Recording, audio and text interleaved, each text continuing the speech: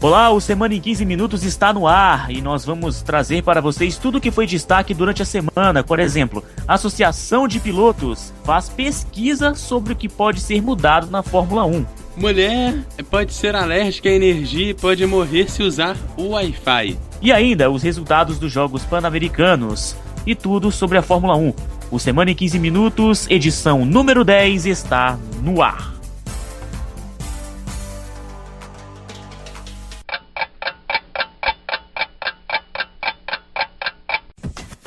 Ok, bom dia, boa tarde, boa noite pra você que tá ligado aqui no Semana em 15 Minutos. Hoje um convidado muito especial, direto do podcast F1 Brasil, o principal podcast sobre Fórmula 1 do país, que meu querido amigo Carlos Eduardo Valese. Olá, Eduardo. Oi, Clauberson. Olá, cabeças de gasolina. Estamos aqui no Semana em 15 Minutos, que é pra falar bastante de Fórmula 1, viu? Seja você muito bem-vindo, Valese. Valeu mesmo aí por ter aceitado o convite, tá bom?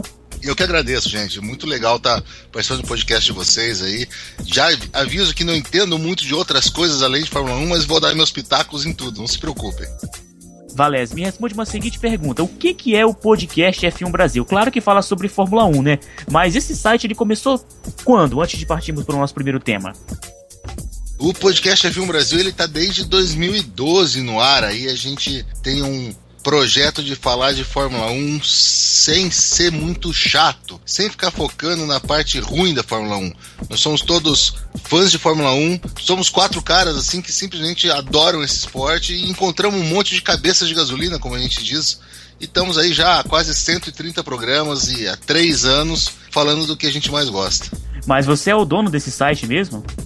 Não, na verdade o nosso host, o nosso guia máximo é o Del Valle, o Carlos Del Valle, ele que começou com o site, com tudo. Eu sou um grande amigo dele, eu sempre brinco que eu sou o sidekick do cara, eu sou o Robin do Batman, e nós tentamos manter o site sempre. A gente, além do podcast, nós temos um blog, então toda semana a gente tem notícias sobre Fórmula 1, falamos sobre Fórmula 1 ou da moto velocidade, falamos um pouco de música, um pouco da vida, do universo e de tudo mais. Bom, e abrindo o programa então, a gente vai falar sobre a mulher que é alérgica à eletricidade e pode morrer se entrar em contato com Wi-Fi. Jack Lindsay vive tranquilamente em Dorset, na Inglaterra, da renda de aluguéis de propriedades suas até 8 anos atrás, quando começou a sentir tonturas, dores nos olhos e formigamentos nas mãos. Após 3 anos sem que o médico conseguisse identificar o que ela tinha, se diagnosticou com hipersensibilidade eletromagnética, EHS na sigla em inglês, após pesquisar por sua própria conta. Por sua condição, Lindsay foi obrigada a vender a casa onde morava,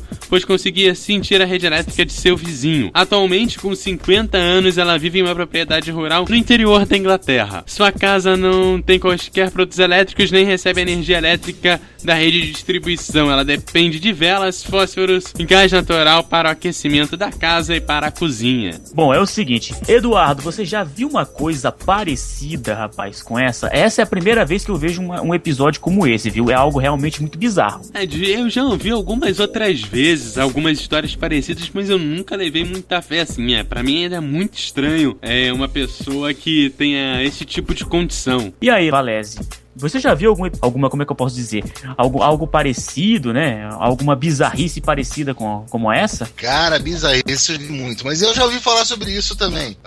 É uma condição em que algumas pessoas, não é medicamente comprovado, mas algumas pessoas dizem, embora teu corpo produza eletricidade, né? O teu cérebro, ele produz eletricidade. Não sei como é que ela pode ser alérgica a isso. E isso me lembrou demais aquela série, a Better Call Saul, que o irmão do Saul Goodman, o McGill, ele tem essa mesma condição. Então a vida imita a arte, pelo jeito, né? Ah, sim, com certeza. Agora, mudando de assunto, agora nós vamos falar de um assunto que você realmente entende, Valese, e você também, Eduardo. Tô vendo até que o Eduardo já até abriu um sorriso no rosto. É o seguinte, em uma pesquisa feita pela Associação de Pilotos, o público da Fórmula 1 deu resposta sobre o que desejam para o futuro e o que sentem sobre a categoria no presente. A pesquisa comprovou uma possível perda da popularidade e as 3 palavras que definiam a categoria em 2010: tecnológica, competitiva e empolgante. Foram trocadas por tecnológica é chata. Entretanto, o público não deseja grandes mudanças na categoria, como uso de lastro, grid invertido, carro e motor padrões para todas as equipes e apoiam a compra de chassis e têm interesse em novas tecnologias e motores barulhentos e potentes. Agora, vamos atentar para o público. 89% do público desejam uma Fórmula 1 mais competitiva. 85% entendem que um novo público precisa ser atingido. E 77% crê que os bastidores vêm sendo importantes demais. O que acontece na pista deve ser mais importante. Então, Valese, é um público dividido, né? Outros dizem que a tecnologia é chata, outros dizem que ela precisa um pouco mais de emoção, outros querem uma Fórmula 1 mais competitiva. Você concorda com essa pesquisa aí, feita pela Associação de Pilotos? A pesquisa ela foi muito abrangente, né? Foram mais de 217 mil pessoas que falaram na pesquisa, praticamente do mundo inteiro, foram 194 países. Muito do Reino Unido, da França, aquele núcleo onde nasceu a Fórmula 1, mas me deixou muito espantado que o terceiro país que mais respondeu a pesquisa foi os Estados Unidos, ou seja, ela está crescendo muito agora, de novo nos Estados Unidos. O Brasil ocupa a 10ª posição, então sempre tem cabeça de gasolina no Brasil. É um pouco difícil concordar quando a gente diz chata ou pouco competitivo. Na verdade, as pessoas sempre reclamam, quem gosta de reclamar, o Schumacher só vencia, depois só o Vettel vencia e agora é só a Mercedes que vence. Eu costumo responder assim: você gosta de tênis? Então, quantas que o Federer ganhou? Quantas que o Nadal ganhou? Sempre tem alguém que se destaca, mas eu acredito sim que a Fórmula 1 ela tem que se inovar, principalmente se ela quiser pegar o público mais novo. A Fórmula 1 e o Bernie Eccleston, que é hoje o manda-chuva da Fórmula 1, ainda tem uma resistência muito grande a novas mídias, a colocar a categoria na internet, a vender isso. Ele não entende isso ainda, e nessa mesma pesquisa a gente viu que 55% dos fãs, ou seja, mais da idade, a principal fonte de informação de Fórmula 1 é a internet. Então eu acho que ela precisa assim, dar esse passo à frente, ela precisa assim, voltar a ser empolgante para as pessoas, porque realmente ainda não tem aquele nível de empolgação. Por mais que uma pessoa esteja sempre vencendo, ou uma equipe esteja sempre vencendo, a gente tinha mais brigas no meio do pelotão. Isso está um pouco mais espaçado agora. A gente espera que isso volte ao normal, e eu acho que foi uma pesquisa que valeu muito a pena, porque o pessoal da academia, da Grand Prix Drivers Academy, a GPDA, são realmente os pilotos que fazem isso daí. Então, eles vão sentir isso e eles têm voto no conselho. Então, eles vão levar a voz do pessoal que gosta de Fórmula 1 para lá. Eduardo, você que é um outro cabeça de gasolina, assim como o Valese, né? Cabeça de gasolina. Por que, antes de eu pedir a opinião do Eduardo, por que cabeça de gasolina, Valese? De onde surgiu essa expressão? Essa expressão ela é inglesa, não é exatamente isso, né? Na Inglaterra eles falam petrolheads, que é quem gosta do esporte a motor, né? O combustível fóssil movido a petróleo. E aqui pro Brasil a gente acabou traduzindo como cabeça de gasolina. Ah, Eduardo, você que também é um outro petrolheads, falei certo, Valese? Exatamente, tá perfeito. Aê, palmas pra mim nesse caso. Comenta um pouco sobre esse assunto aí, Eduardo. Parece que alguma parte da população que é uma Fórmula 1 mais emocionante, né?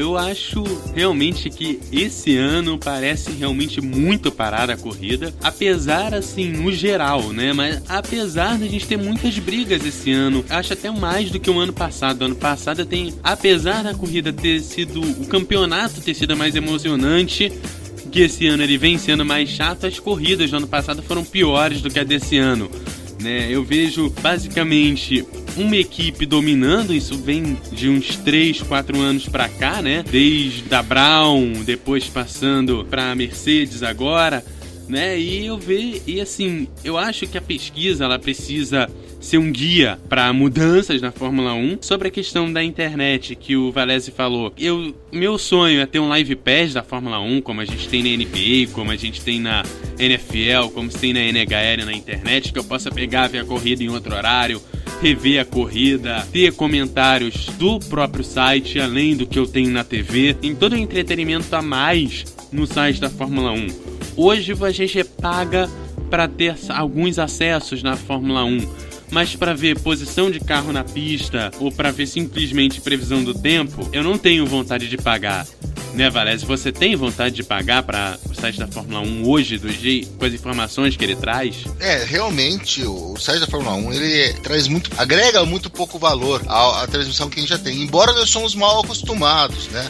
O Brasil é um dos 3 ou 4 países do mundo, únicos países do mundo, que tem Fórmula 1 em TV aberta, em quase todas as corridas. E reclama demais quando a Globo não passa uma corrida. na grande maioria dos países, a Fórmula 1 está na TV paga. A própria BBC de Londres, que é o berço da Fórmula 1, ela passa 19 corridas no ano, ela passa 6 ou 7 ao vivo e livre. Normalmente isso é pago, então nós somos mal acostumados. Mas eu acho que com certeza absoluta, aquilo que você falou, se o próprio site da Fórmula 1 te fornecesse uma oportunidade de ver as corridas em alta definição, com câmeras alternativas, no horário que você quisesse, ou então você vendo o rádio de todos os pilotos o tempo inteiro do lado da pista, que seria uma coisa interessante, mais pessoas iam ser levadas a gostar da Fórmula 1, a entender os meandros da Fórmula 1 e iam acompanhar mais o esporte. Eu concordo plenamente contigo que a Fórmula 1 tem que entrar na era da internet. Tá difícil, foi dado um passo tímido ainda. A FIA, principalmente a FOM, que é quem detém os domínios da Fórmula 1, agora tem um site um pouquinho melhor, tem algumas imagens um pouquinho melhores, está presente no Instagram ou no Twitter, nas redes sociais, mas é um passo tímido ainda para uma coisa do tamanho que é a Fórmula 1. Eu acho que foi no Boteco F1 que eu ouvi essa semana, não sei se foi no post da semana, se já foi atrasado, que falou que parece que o pessoal não entende a Fórmula 1, não entende o porquê da troca de pneus, ou talvez um reabastecimento, e muita gente não compreende isso. E pra mim, não sei se pra eu que vejo, né, a Fórmula 1 toda hora, isso pra mim é natural e faz parte do esporte, mas talvez pra uma pessoa que não viu, como você citou, um tênis, não vai entender o motivo de ter games ou ter sets, aquela estrutura não vai entender, vai levar um tempo. Eu acho que também precisa um pouco de um manual ali para quem tá começando, apesar de ser algo bastante natural, assim, de se compreender. Concordo plenamente. Se você for reduzir ao máximo, são carros correndo em círculo e o mais rápido ganha. Então, a Fórmula 1 é assim, mas tem nuances que são muito legais. As pessoas, elas acabam se prendendo muito a um piloto ou a uma equipe e a corrida em si. Mas as estratégias, se você parar antes que o outro, ou se você usar mais de um pneu do que o outro, companheiro, você pode fazer uma corrida melhor e você pode estar atrás o tempo inteiro, você pode estar em 6º ou 7º lugar e de repente aparecer no pódio. Então, quando você começa a compreender essas nuances, essas mudanças da Fórmula 1, essas coisas mais finas, quando você começa a ser educado um pouco mais pelas corridas, isso é só a vivência, é só continuar lá e conversar com quem é cabeça de gasolina e ouvir o Semana em 15 Minutos, ouvir o podcast F1 Brasil, que você vai pegando uma coisa, vai pegando outra, você começa a perceber, mas aquele cara lá atrás ele vai dar o bote, então vamos ver se vai dar certo. Isso que é legal da Fórmula 1, essa estratégia toda. A Fórmula 1 é um dos esportes mais estratégicos que existem, e isso é muito legal. Só aproveitando a última corrida, né, que teve o Massa ali chegando na frente, foi bem comentada na internet, né, a corrida de semana passada.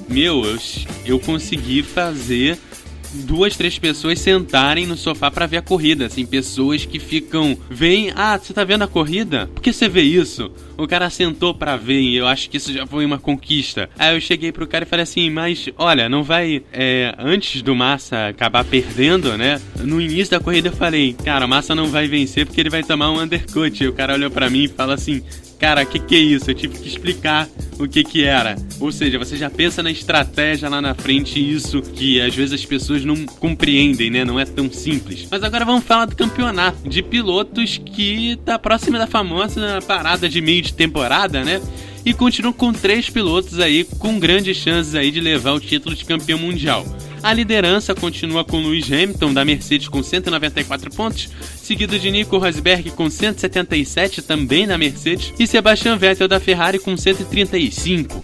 Na quarta colocação, com 77, aparece Valtteri Bottas, da Williams, e seu compatriota com 76, o Kimi Raikkonen. Felipe Massa aparece na 6ª colocação com 74 pontos. Felipe Nasser aparece na 11ª colocação. Jason Button é o 17º. Fernando Alonso é o 18º. Valese, Jason Button, Fernando Alonso lá atrás. Que tristeza, hein? Não sei pra quem. Eu adoro ver o pessoal da McLaren e o Button lá atrás. Eu sou ferrarista. Então, pra mim, tá muito...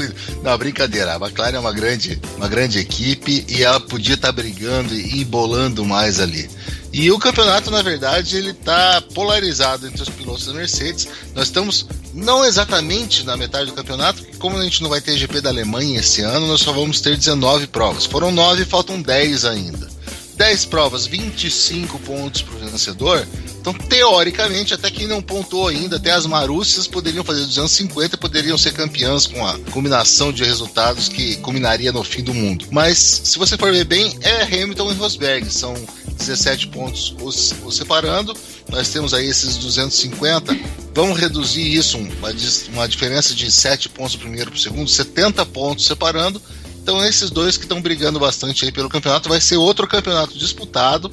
A gente esperava no começo do ano que o Hamilton acabasse levando de goleada, mas não parece que vai ser não. Vai ser outro campeonato disputado entre os dois pilotos da Mercedes e vai ser muito bonito de ver.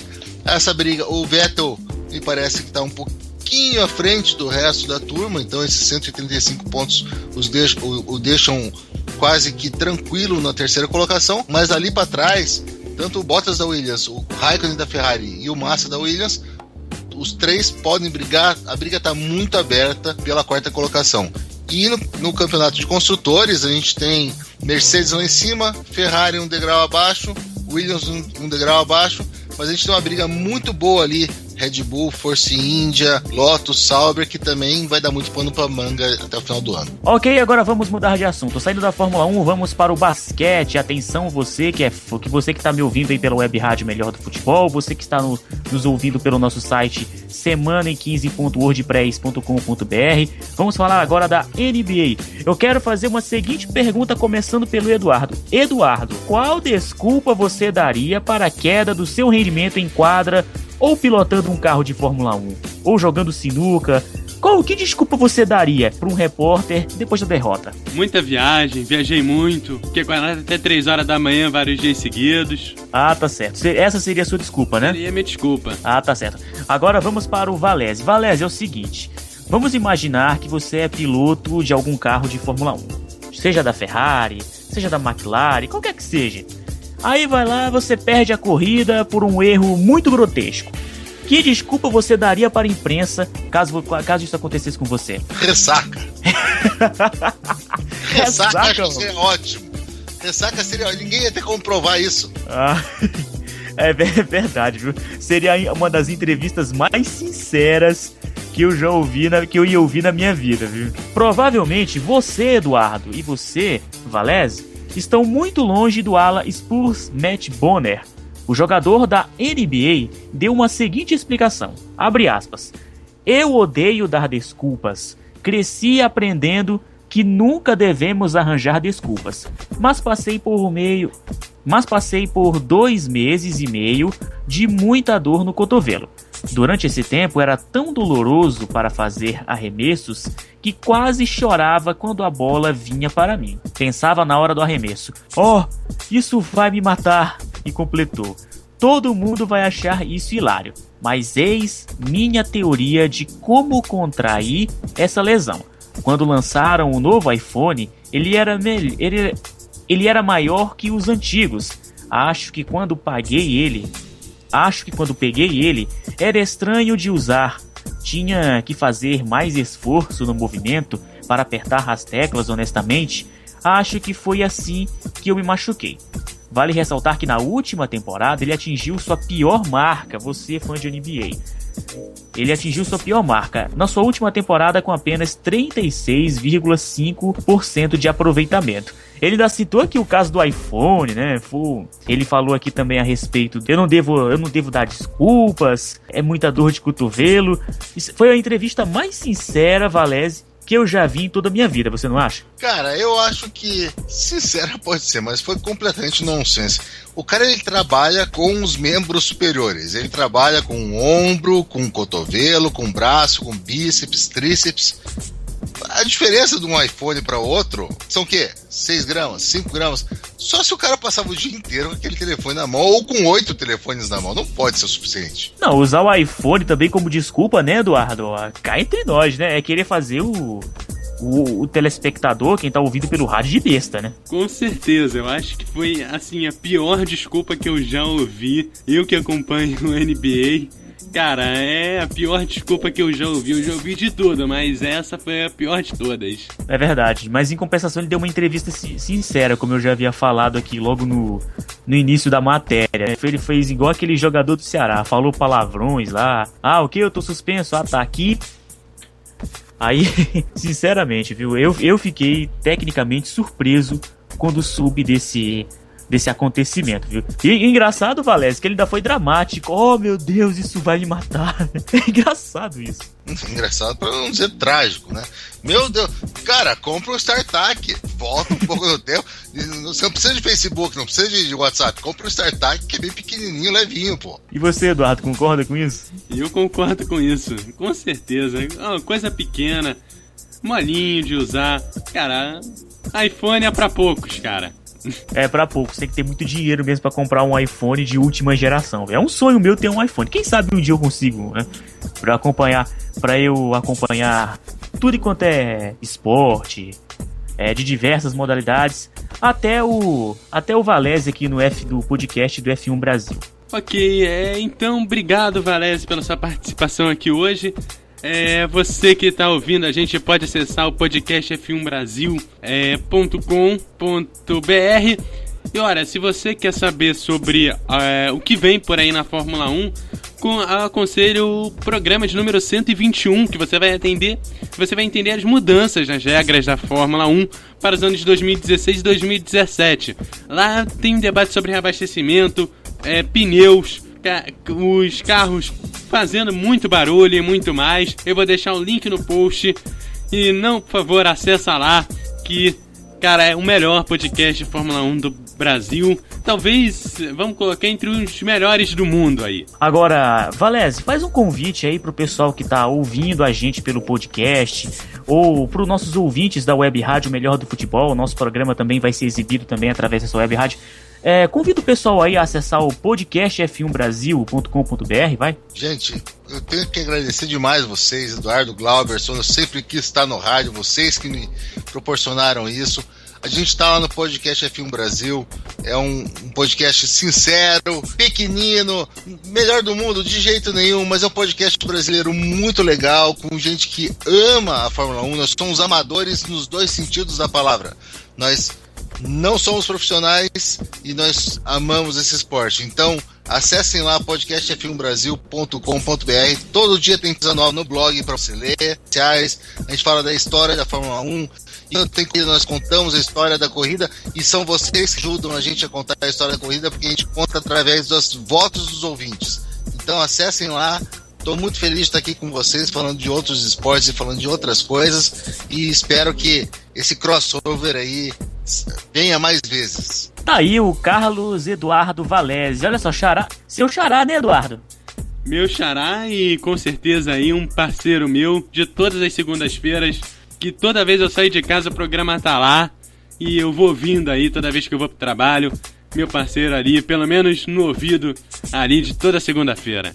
Só uma última pergunta antes de chamar os destaques do próximo bloco, nesta edição especial do Semana em 15 Minutos, que eu acho que agora vai a meia hora, né, Eduardo?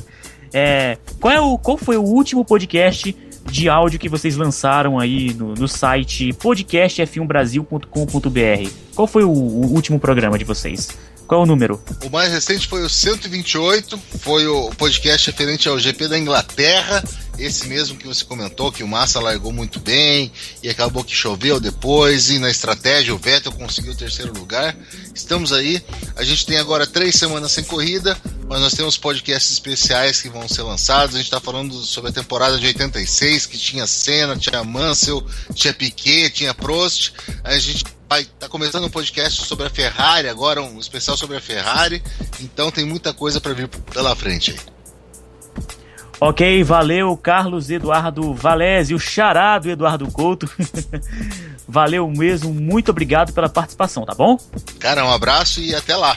Valeu, agora é o seguinte, vamos chamar os destaques do próximo bloco. No próximo bloco você vai ouvir: CONCACAF rompe contrato com a empresa Trafic de José Ávila. Mesmo com os Jogos Pan-Americanos já iniciados, algumas arenas ainda estão em obras. E ainda falando sobre o PAN, vamos conferir como E ainda falando sobre o PAN, vamos conferir como foram as primeiras disputas do PAN de Toronto e ainda os resultados da Copa América. Vamos fazer um breve raio-x aí do que foi a Copa América realizada nesse ano e os resultados dos jogos do Campeonato Brasileiro.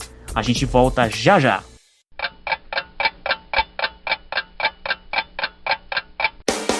A programação da Web Rádio, ou melhor, do futebol, é um oferecimento de Advance Host, soluções avançadas, DG Comunicação, ideias simples que trazem grandes resultados. Locutor Johnny Crazy, a voz da divulgação.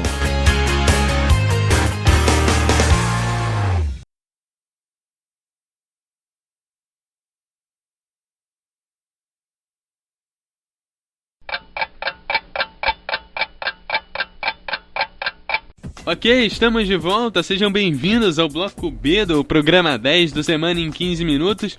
No bloco de agora estamos com o nosso querido amigo participante pela segunda vez, Pedro Marcon. Olá, Glauber, sou Eduardo, olá a todos. É isso aí, vamos falar agora sobre as notícias, né, que circularam aí durante a semana, né? Vamos aproveitar para falar um pouquinho da Copa América. Pedro, você esteve presente, né? Você esteve presente lá no estádio de Santiago assistindo aí a final da Copa América. A Argentina amargou a vice-liderança, né? Copa América que teve de tudo um pouco, né Pedro? O que você mais gostou lá da Copa América?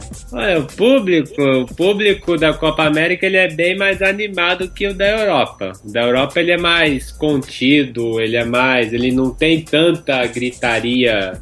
Não costuma entonar muito o peito para fazer aqueles gritos de guerra como os sul-americanos. Tanto é que em alguns momentos até não conseguia ouvir o pessoal que estava na transmissão debate por causa justamente das torcidas que estavam gritando, incentivando os times a todo momento, pulando.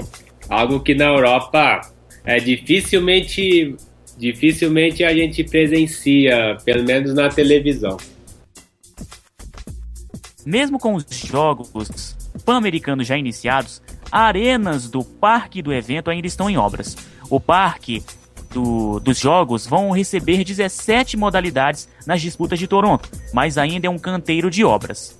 Você não ouviu mal, ainda é um canteiro de obras. Sendo que ainda estava a 4 dias da cerimônia de abertura. Na arena do vôlei de praia, por exemplo, onde os confrontos começam dia 13, os trabalhadores ainda instalavam a parte da arquibancada modular. A areia já estava dentro de quadra, mas com alguns buracos. Em razão da drenagem que estava sendo feita no local, a quadra principal e outras 4 anexas do vôlei de praia estão instaladas no estacionamento do estádio de futebol de Toronto. Lá vão ser jogadas as partidas do rugby do PAN, além de ginástica artística, rítmica e de trampolim, e de outros esportes também envolvendo a ginástica artística, né? Pedro, é o seguinte, parece que o Canadá... aliás, o Canadá não, o Brasil, né? O Brasil tá fazendo escola por aí, né? Pela América Latina, não é verdade? Na questão de atrasar obras, né? Para eventos importantes. No Rio de Janeiro, pro PAN também no Rio de Janeiro, também foi a mesma coisa. No dia da cerimônia de abertura, também havia obras que não estavam prontas. Então é algo que não é inédito e infelizmente... Infelizmente o Brasil acabou fazendo escola, apesar de que para as Olimpíadas houve nesse sábado uma entrevista coletiva com dos membros responsáveis das Olimpíadas, e eles falaram que o cronograma para os Jogos Olímpicos em 2016 no Rio estão em dia.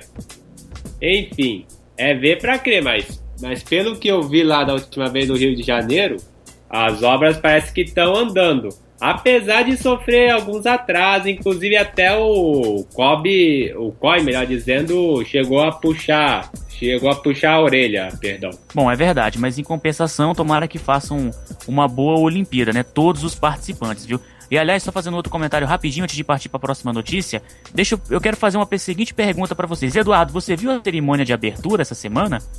Eu vi, tava lindíssima, inclusive o Brasil entrando ali, uma foto bem bacana que ficou, que eu vi circulando aí pelo Facebook.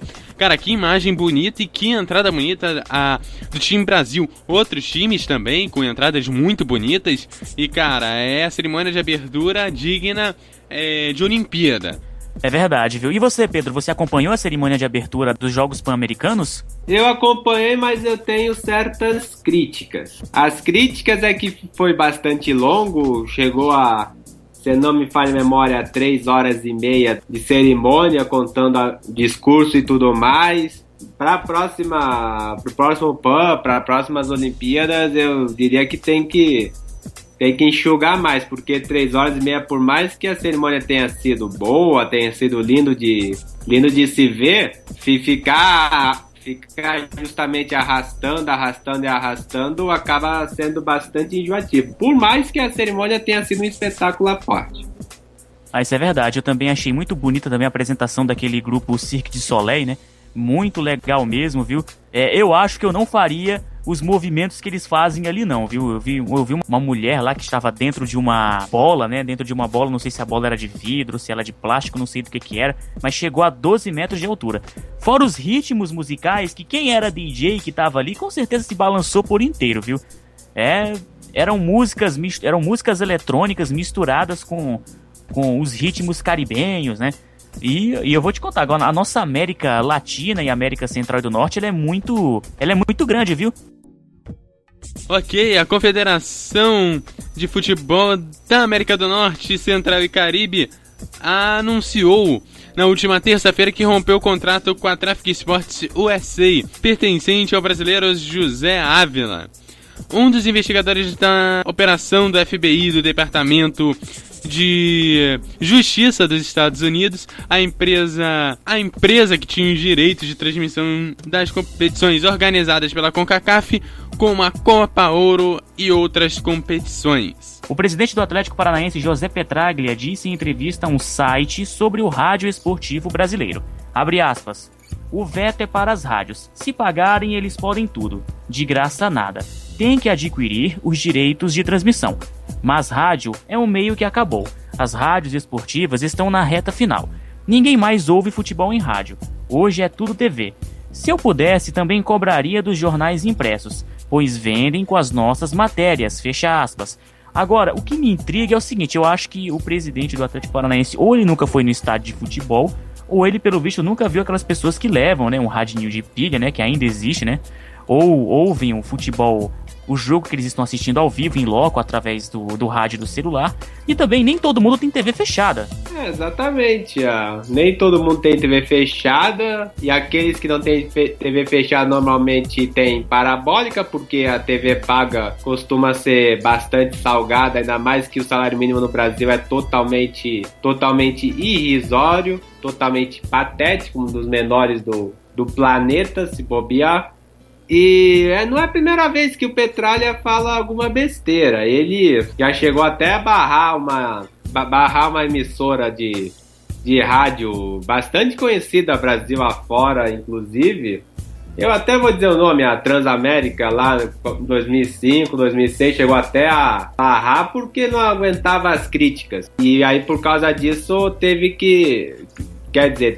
mas acabou barrando de transmissões em loco da Arena da Baixada, inclusive com apoio da torcida, que lembro muito bem, naquela época tinha até uma bandeira em preto e vermelho com o símbolo da Transamérica e aquele símbolo de proibido, dizendo não, boicote a esta emissora. E aí, por causa disso, teve certos entraves judiciais. Se não cumprisse, levaria uma multa de milhares de reais. Então não é a primeira vez que o Petraglia comenta alguma bobagem. Eu diria até, inclusive, que o Petraglia é da mesma escola do Eurico Miranda, tanto em termos de administração quanto em termos de bobagens e etc e tal. Na última quarta-feira, dia 8 de julho, foi lembrada uma catástrofe para o futebol brasileiro. O 7-1 envolvendo Alemanha e Brasil. Uma goleada histórica que os brasileiros presentes no estádio do Mineirão, em Belo Horizonte, em todo o Brasil presenciou. Nem o mais pessimista acreditava que o time, comandado por Filipão, sofreria uma derrota tão catastrófica. É o seguinte, Eduardo, Pedro, foi uma derrota muito alarmante, né? Eu lembro até hoje. Eu lembro que o Eduardo e eu transmitimos esse jogo, né, Eduardo? Por uma web rádio aí também. Por uma web rádio lá. Eu estava narrando lá. E o engraçado é que eu estava tão feliz da vida, né? Pô, vou narrar o jogo do Brasil e tal. O Brasil tá na semifinal. Eu felizão da vida, né, Pedro? Quando eu menos espero, Alemanha 1. Ah, legal, o Brasil até então tava tranquilo. O Brasil vai virar o jogo. Quando pensei que não, sai o segundo, terceiro, o quarto e o quinto. Teve até o momento que eu falei, Pedro, igual o narrador de uma emissora lá do Rio Grande do Sul, quando narrou Internacional em Mazembe. Quando o Mazembe fez o gol em cima do Internacional, o segundo, se não me falha a memória, ele falou: eu não vou narrar, em respeito à torcida colorada. Eu usei essa frase praticamente igual no jogo Alemanha e Brasil. Nesse momento eu tava no estádio. Eu até lembro que antes os brasileiros estavam confiantes, queriam passar, nem que seja por meio a 0. Só que aos poucos, no primeiro gol até dava. Até as pessoas estavam mais tranquilas, acreditando. Só que entre o segundo e o terceiro gol, aí já começou o choro, parecia aquele clima de velório. E quando chegou o quinto gol, quando a Alemanha fez o quinto, em menos de 30 minutos de jogo, aí as pessoas já começaram a sair do estádio, já começaram a sair do estádio de forma indignada, porque o Brasil... Então, foi um dia que deu tudo errado. No segundo tempo, eu lembro que eu não prestei mais atenção no jogo porque virou um jogo de compadre. E até eu lembro também que eu brinquei dizendo: onde tem baralho pra gente jogar truco? Porque o jogo tava tão desinteressante que eu resolvi até fazer essa brincadeira aí. Brincadeiras à parte, também o pessoal, como tinha dinheiro para ir pro estádio, pessoas com poder aquisitivo alto, acabou sobrando para Dilma Rousseff, inclusive. Mas isso eu não vou entrar nessa questão porque é meramente política e merece uma discussão bem maior do que qualquer programa de TV e de rádio que tem por aí. E depois do jogo foi difícil digerir. Foi difícil entender o que estava acontecendo. Claro que passou dias e dias aí que acabou caindo a ficha de que o Brasil jogou mal. E mesmo assim, enfim, acabou dando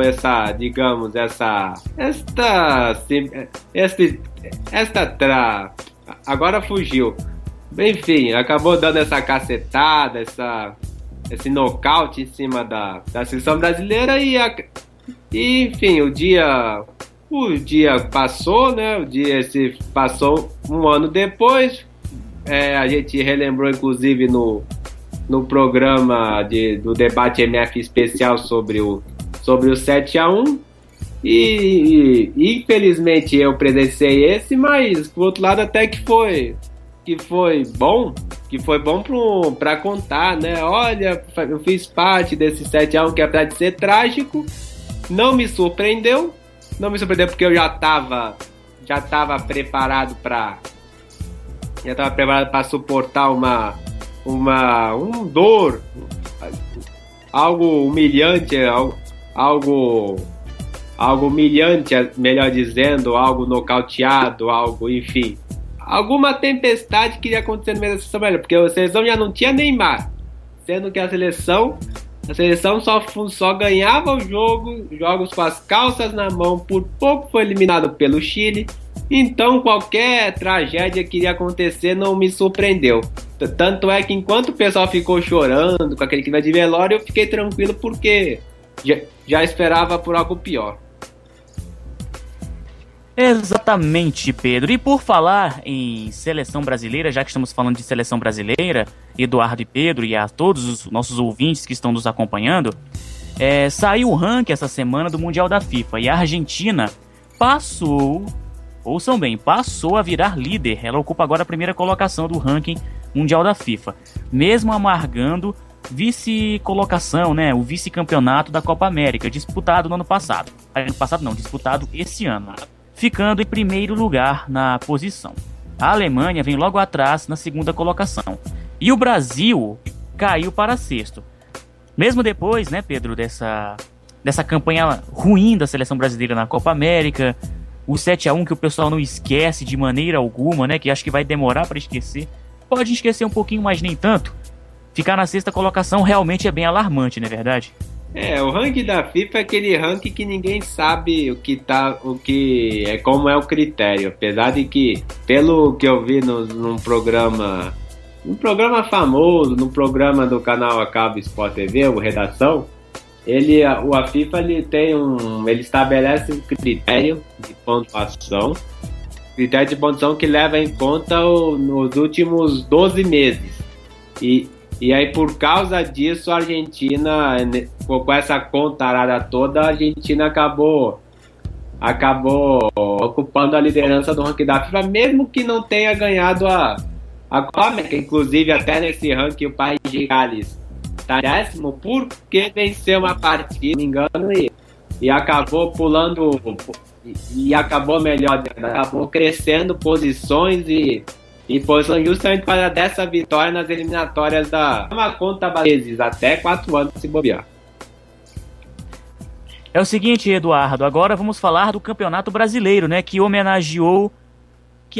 teve alguns jogos, né, que homenagearam os 7-1 do Brasil, né, verdade? Se for fazer uma soma, dá 7-1 tranquilo, né? Com certeza, mas antes de chegar nesses resultados, vamos para aqueles que tiveram um placar assim, pequenininho, um placar assim um pouco mais doce. Curitiba ficou no 0-0 com a Ponte Preta, a Chapecoense venceu o Grêmio por 1-0, que não é tão doce, mas é um pouquinho doce. O Corinthians bateu o Atlético Paranaense por 2-0, o Joinville também bateu o Figueirense por 2-0 e o Fluminense fez 1-0 em cima do Cruzeiro. E o Atlético Mineiro tirou a invencibilidade do Sport fazendo 2-1 e o Flamengo também fez 2-1 em cima do Internacional. Agora os placares que homenagearam um pouquinho ali o 7-1. O Palmeiras bateu o Avaí por 3-0 e o São Paulo bateu o saco de pancadas dos grandes do Brasileirão, o Vasco, por 4-0. E o Goiás fez em 20 minutos 4 gols em cima do Santos, que conseguiu reduzir e fazer o seu gol de honra. E agora, Pedro, vamos colocar assim, o que você destacaria aí para nossa próxima semana? O que você traz de bom aí pra gente? Bom, aconteceu essa semana algo bastante engraçado que até eu coloquei como exemplo que essa fama de modelos ficarem peladas, ficarem mais, melhor dizendo, tá fazendo sucesso. Inclusive nos jogos, durante os Jogos Pan-Americanos, uma repórter do canal no YouTube Naked News aproveitou essa liberdade canadense que proporciona a todo mundo o famoso free, liberdade de tudo, e fez matéria com peito aberto em frente à Vila. E como em qualquer meio de comunicação, tudo que chama atenção, até mesmo uma modelo tirando a roupa acaba virando notícia em vários sites e no Brasil. Então, como é que a galera te encontra aí pela internet? Bom, pode me encontrar no Twitter, @Gringowski, Gringo, normal com N, VSKY. Ok, obrigado, Pedro. E o Semana em 15 Minutos fica por aqui. Ele volta na semana que vem comigo, Eduardo Couto, e também com Glauberson Ribeiro. Até a próxima. Não esqueça de ouvir o Semana em 15 na Rádio MF às 9, às 15 e às 21 horas. E também de acessar o nosso site semanaem15.wordpress.com.